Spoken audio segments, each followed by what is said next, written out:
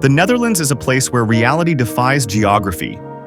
This small European nation has built a global reputation on remarkable feats, crafting new land from the sea, engineering defenses against storms, pioneering social freedoms, and thriving as a cultural and economic powerhouse. It matters because the Dutch story is a living lesson in resilience and innovation.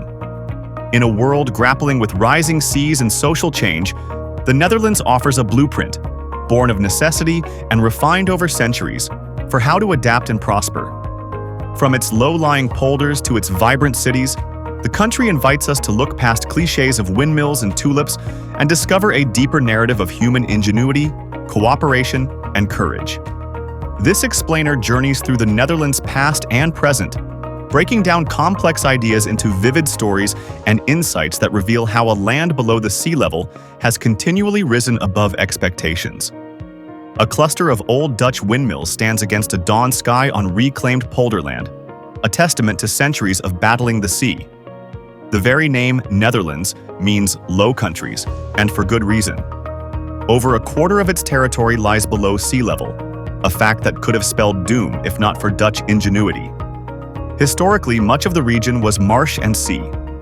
As early as the Middle Ages, inhabitants began building polders, tracts of land encircled by dikes and drained by windmill-powered pumps, to reclaim farmland from the North Sea. This relentless effort has added roughly 17% to the country's land area. The transformation is astonishing. What was once open water or swamp is now home to towns, fields of cows, and even a completely new province, Flevoland, established on land reclaimed in the mid-20th century. Standing on this flat, fertile ground, one can literally be standing on former seabed, proof that the Dutch refusal to surrender to nature has reshaped the map of Europe. Beneath the charm of windmills and tulip fields lies a constant battle with water that shaped the nation's character. The Netherlands' average elevation is only a few meters above sea level, and about half the country sits at just 1 meter or less in altitude. Without human intervention, a huge swath of this land would flood with every high tide. This precarious geography forced a culture of collaboration. Communities established water boards as early as the 13th century, among Europe's first democratic institutions, to manage dikes and canals collectively.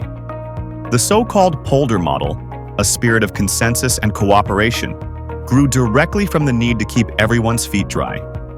Today, visitors might marvel at postcard scenes of canal-lined cities and pastoral farmlands.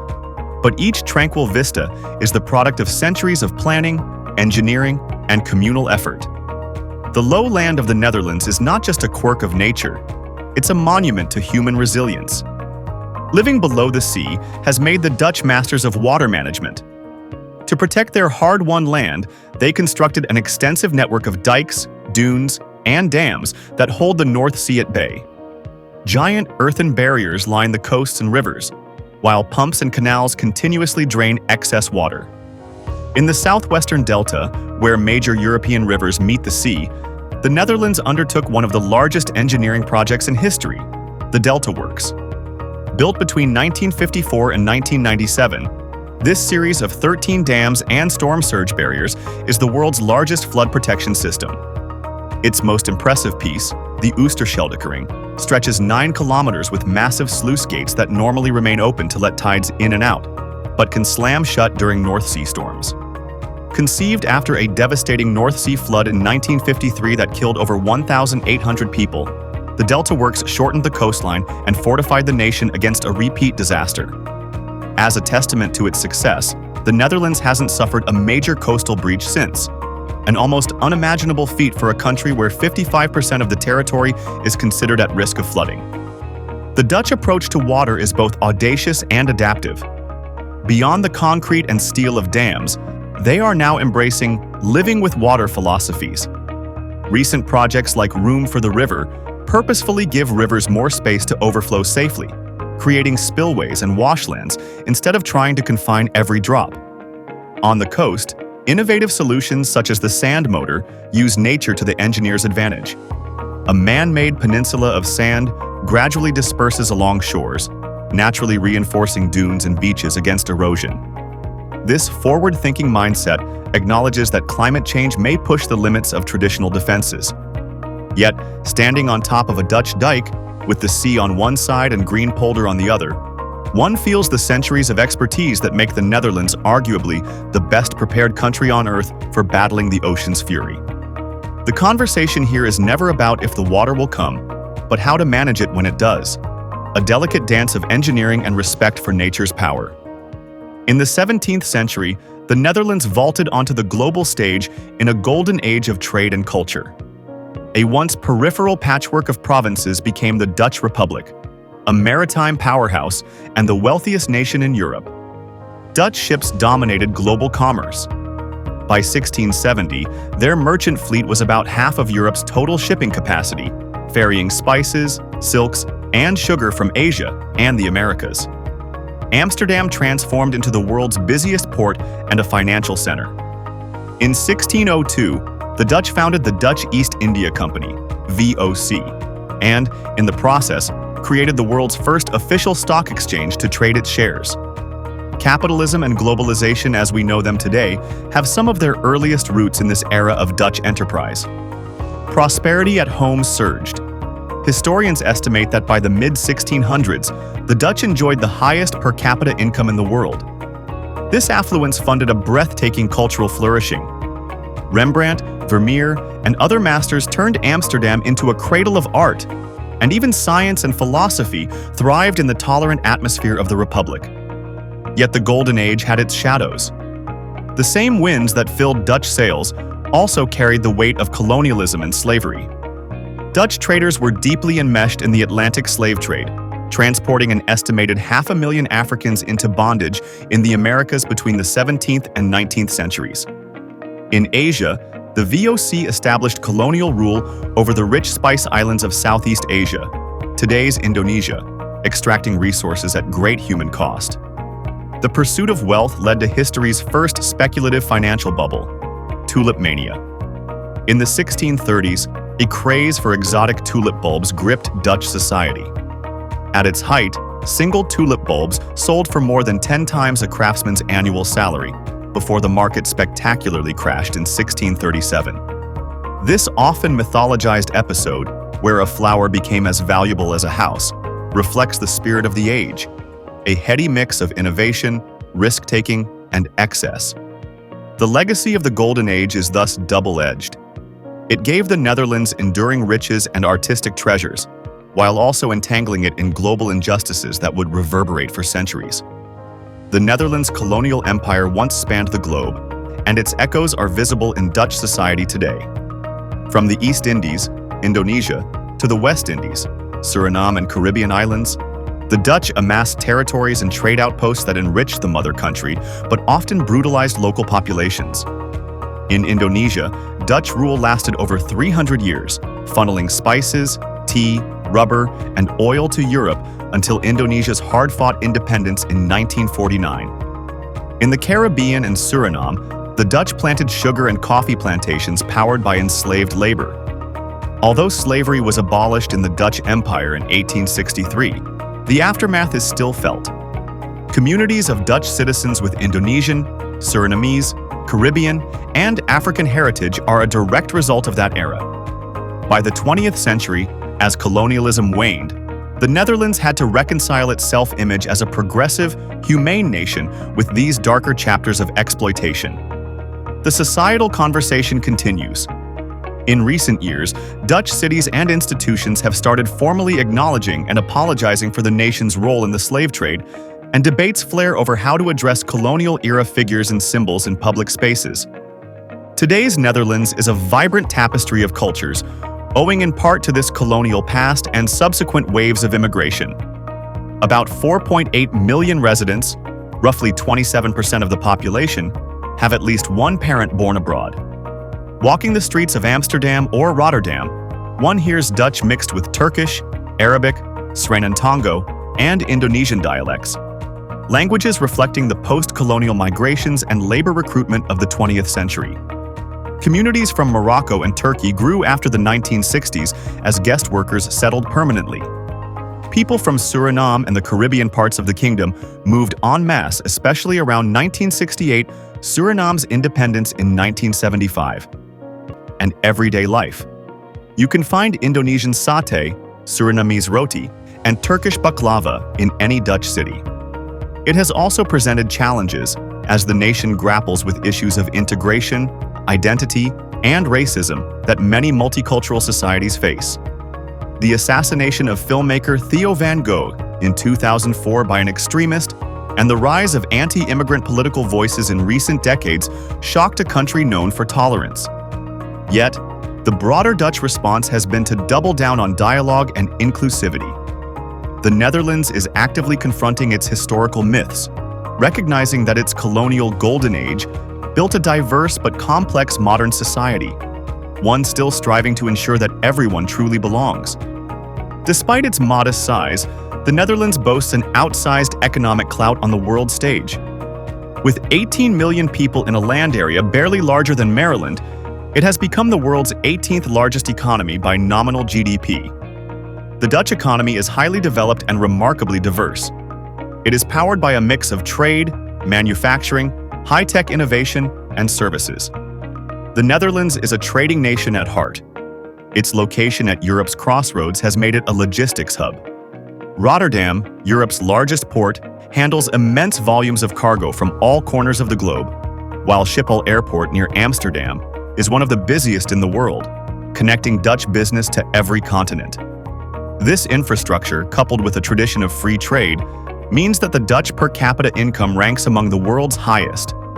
As of 2023, the Netherlands had the 11th highest GDP per person globally, reflecting a standard of living that includes universal healthcare, excellent public transport, and a well-funded education system.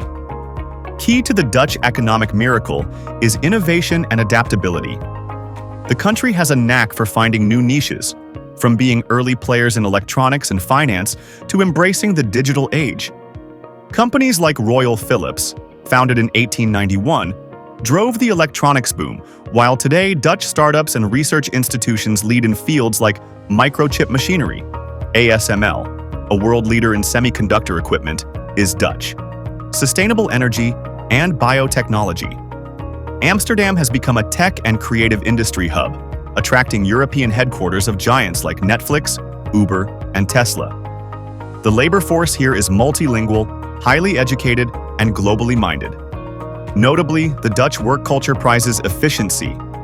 The Netherlands has some of the world's highest labor productivity rates, and also a high incidence of part-time work, reflecting a balance of work and life. The result is a competitive economy that punches well above its weight. For instance, the Netherlands consistently ranks near the top in global innovation and competitiveness indexes. It is also a founding member of the European Union, NATO, the OECD, and the World Trade Organization, using these platforms to amplify its economic voice. In short, this small nation has leveraged openness, creativity, and connectivity to become a big player in global business. It surprises many that a country so urbanized and small is a farming superpower. The Netherlands has revolutionized agriculture to the point of becoming the second largest exporter of agricultural products in the world by value, behind only the United States. This astounding feat is driven by high-tech, high-yield farming methods that squeeze maximum output from minimal land. Dutch greenhouses sprawl across the countryside, not as quaint glass huts but as futuristic food factories. In Westland and Flevoland, you'll find mile after mile of climate-controlled greenhouses producing tomatoes, peppers, and flowers year-round. In fact, the country has nearly 24,000 acres of greenhouses, roughly twice the size of Manhattan, allowing 1 acre of Dutch greenhouse to yield as much produce as 10 acres of open field farming. Inside these glass marvels, everything is optimized. Hydroponic systems feed plants with precision drip nutrition, LED lighting extends growing hours, and sensors ensure not a drop of water is wasted. Dutch farms use only about half a gallon of water to grow a pound of tomatoes, whereas the global average water use for that is over 28 gallons, a staggering efficiency that has attracted global admiration. Endless rows of tomato plants flourish in a Dutch greenhouse, illustrating how technology and precision agriculture fuel the Netherlands' outsized role in feeding the world. The Netherlands' agricultural output is not just about volume, it's about innovation. Dutch agri-science companies have pioneered improvements in seed technology, vertical farming, and sustainable practices. Wageningen University, sometimes called the Silicon Valley of agriculture, is at the forefront of research that has helped Dutch farmers drastically cut pesticide use and greenhouse emissions. Impressively, Dutch agricultural exports hit a record €105 billion in 2021, including not just raw products but also high-value exports like dairy, flowers, and farming technology. The nation is the world's top exporter of flower bulbs and a major supplier of vegetables to Europe. It even leads in meat exports within the EU. For example, it shipped out nearly €8.8 billion worth of meat in 2020. However, this intensive farming comes with challenges. Lately, environmental concerns have sparked debates at home over nitrogen pollution from large numbers of livestock. The Dutch government has pledged to cut nitrogen emissions by half by 2030, a move that may require shrinking the national herd and has prompted fierce protests from farmers. Balancing productivity with sustainability is the next big test for Dutch agriculture. Nonetheless, the tiny country that feeds the world continues to push the boundaries of how to grow more food with less land, less water, and fewer inputs, a critical quest as global demand for food rises. The Netherlands is often seen as a social laboratory, having trailblazed policies that were once radical and now seem prescient. This is the country that first legalized same-sex marriage in the world, back in 2001, when such an idea was almost unthinkable elsewhere. On the very first day the law took effect, Amsterdam's mayor officiated weddings for 4 gay couples, an emotional milestone that cemented the Dutch reputation for tolerance.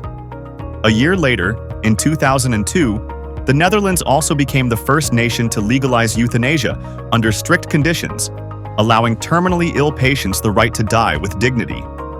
Decades earlier, the Dutch had already pioneered a pragmatic approach to vices. Prostitution was legalized and regulated in 2000, after tolerating it for many years prior, to improve sex workers' safety and health. And perhaps most famously, the Dutch gedoogbeleid, or tolerance policy towards soft drugs, has made cannabis available in coffee shops since the 1970s. While technically still illegal, the sale of small amounts of marijuana is tolerated in licensed establishments, a harm reduction model aiming to separate soft drug use from hard drug markets. This pragmatic streak in Dutch policy is driven by a belief that openly managing social realities works better than moralistic bans. The effects of these experiments have been closely watched by the world. The results often challenge both critics and idealists. The Netherlands' tolerant drug policy, for instance, did not create a stoner paradise as some feared.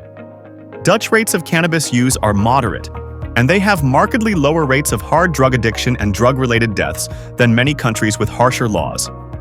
The Amsterdam model of managing prostitution, with its red light district of legal brothels, has offered sex workers more rights and protection, though debates continue about issues like trafficking and exploitation. Dutch society, for the most part, embraces a live and let live ethos. There's broad public support for LGBTQ+ rights, a significant majority supports same-sex marriage, and comprehensive sex education in schools is the norm, correlating with low teen pregnancy rates. Of course, the Netherlands is not without social tensions. The assassination of populist politician Pim Fortuyn in 2002 and of filmmaker Theo van Gogh in 2004 sparked national soul-searching about the limits of tolerance and the integration of Muslim immigrants. In response, the Dutch have worked to recalibrate policies, for example, requiring new immigrants to attend integration courses and learn Dutch. Still, the country's core belief in individual freedom balanced by social responsibility remains intact. The Netherlands' grand social experiments, whether in marriage, drugs, or end-of-life choices, reflect a society that values pragmatism, empathy, and personal autonomy, often leading where others eventually follow. A typical Amsterdam scene: a bicycle parked on a canal bridge with gabled houses behind, an iconic image that captures only a sliver of Dutch life. The Netherlands conjures a parade of clichés in the popular imagination: endless tulip fields, quaint windmills, everyone riding bicycles, and a permissive Amsterdam where anything goes. There's truth to these images, but also plenty of myth. Take bicycles. Yes, the Dutch really are crazy about them. There are more bikes than people in the country, over 22 million bikes for 18 million residents. And cycling is a way of life. In cities like Amsterdam and The Hague, up to 70% of all journeys are made by bicycle, facilitated by superb infrastructure of bike lanes and parking garages. This bike culture contributes to health and cleaner air, and even extends life expectancy by half a year on average. But the smooth cycling utopia was no accident. It emerged from conscious urban planning since the 1970s, when the Dutch decided to prioritize people over cars after seeing rising traffic deaths. Nowadays, seeing Dutch commuters pedaling in suits or parents ferrying children in back Fiat's cargo bikes is completely normal. It's a charming stereotype that indeed reflects reality, yet it's also a product of policy and culture working hand in hand. Other stereotypes require more nuance. Windmills and tulips, for example, are beloved symbols. The country hosts a National Windmill Day, and fields explode with tulip blooms every spring. Historically, over 10,000 windmills once dotted the landscape for pumping water and grinding grain, though only about 1,000 survive as heritage landmarks today. And tulips, though not native, became an enduring Dutch emblem after that 17th century tulip mania.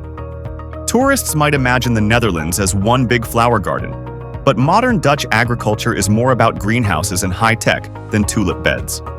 Most tulips are grown for export, and the bulb fields are largely in one region. As for the Netherlands' famously liberal attitudes, the truth is more sober than some might hope. While cannabis is available in coffee shops, the Dutch are not a nation of stoners. In fact, the average Dutch adult's marijuana use rate is lower than that in many countries where it's illegal. The pragmatic approach means such substances are regulated and kept out of the shadows. The red light district in Amsterdam is real, but it's also tightly policed, and recently there are moves to tame party tourism to preserve local dignity. Even the image of the tall, blue-eyed Dutch person is an oversimplification. It's true the Dutch are among the tallest in the world, average male height about 183 centimeters, or 6 feet, and many have the stereotypical Northern European look. But Dutch society today is multi-ethnic and varied. In Rotterdam or Amsterdam, you'll see Dutch of all hues and backgrounds. In short, the Netherlands does live up to many of its stereotypes. It is orderly, bike-friendly, flat, and free-spirited. But it's also a complex, evolving country where everyday life goes far beyond the postcard-perfect images. No nation is more aware of the threat of climate change than the Netherlands. After all, half its land sits barely above the current sea level. As the planet warms, the Dutch are confronting a future where their time-tested flood defenses will face unprecedented strain. Scientific projections are sobering. Even in the best-case low-emissions scenario, global sea levels could be about half a meter higher by 2100. In a high-emissions scenario, a rise of 2 meters by century's end is possible, with as much as 5 meters by 2150 in worst-case outcomes. For a low-lying delta country, such changes demand big decisions. The Netherlands is already investing billions in shoring up and reinventing its protections. Along the coast, sand nourishment, regularly adding sand to beaches and dunes, is being scaled up to keep the North Sea at bay. The ingenious sand motor experiment, a 128-hectare artificial sand peninsula built in 2011, has been allowing natural ocean currents to spread sand along the shoreline, strengthening a whole stretch of coast over time. In cities like Rotterdam, the government is installing water plazas, public squares that double as catchment basins during heavy rains, temporarily storing water to prevent floods in surrounding streets. There's also a push for floating architecture, homes and offices built on pontoons, which rise and fall with water levels, exemplify a mindset of accommodating water rather than constantly fighting it. Even as the Netherlands fortifies itself, there's an understanding that long-term safety may require more radical measures. Some experts openly discuss scenarios for the year 2100 and beyond. For instance, whether to maintain the famous Delta Works barriers or even retreat behind them, letting certain low-lying outer areas revert to sea or marsh to reduce pressure. Ceding land to water, once anathema to the Dutch, is now on the table as a controlled strategy. The Dutch have also committed to ambitious climate mitigation. As an EU member, the Netherlands aims to cut greenhouse gas emissions drastically, by 55% from 1990 levels by 2030, and to net zero by 2050 by 55% from 1990 levels by 2030 of the plan, and to net zero by 2050. A country of windmills is now building vast offshore wind parks in the North Sea. Fittingly, additionally, a country of windmills is now building vast natural gas wind parks in the North Sea. Giant Groningen field. Additionally, the Netherlands is phasing out natural gas after earthquakes from drilling highlighted the risks of over-reliance on fossil fuels. In its place, renewable energy capacity is growing and homes are being transitioned to electric heating. Culturally, there's a strong environmental consciousness among the Dutch, exemplified by the popularity of circular economy practices and sustainable design. Amsterdam even has entire neighborhoods experimenting with carbon-neutral living. While the challenges ahead are immense, the Netherlands' history is essentially a training ground. Way out of a drowning fate for centuries is now applying that same tenacity and creativity to thrive in the age of climate change, determined to remain not just on the map, but prosperous and vibrant, well into the next century. In international affairs, the Netherlands often punches above its weight, guided by principles forged from its history of trade and conflict.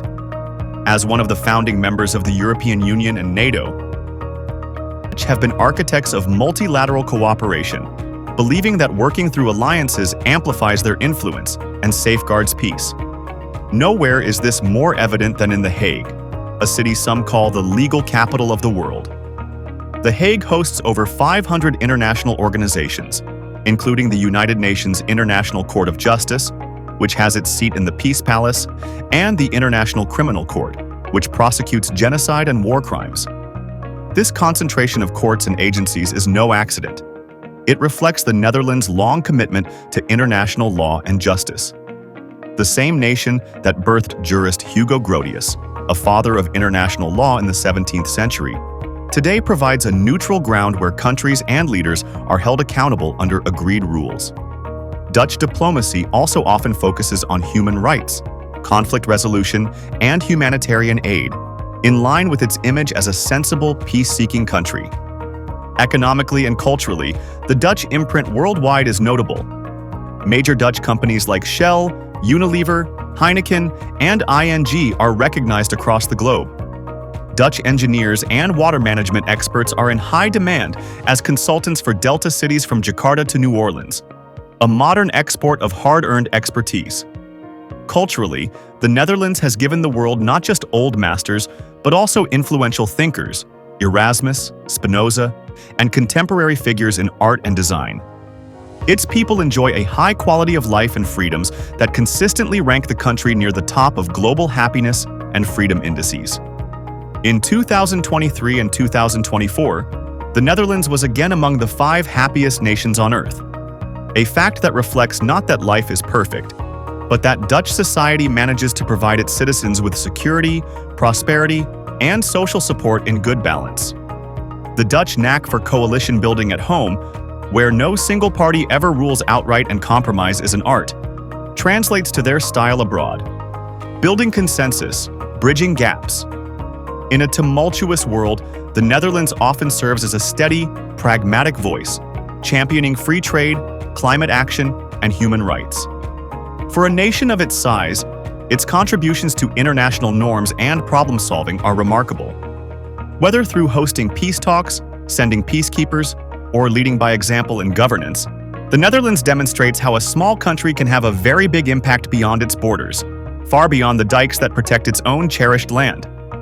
If you enjoyed this deep dive into the Netherlands, its history, challenges, and triumphs, please give this video a like, share your thoughts in the comments, and subscribe for more insightful explainer content. Your support helps us bring you more stories from around the world.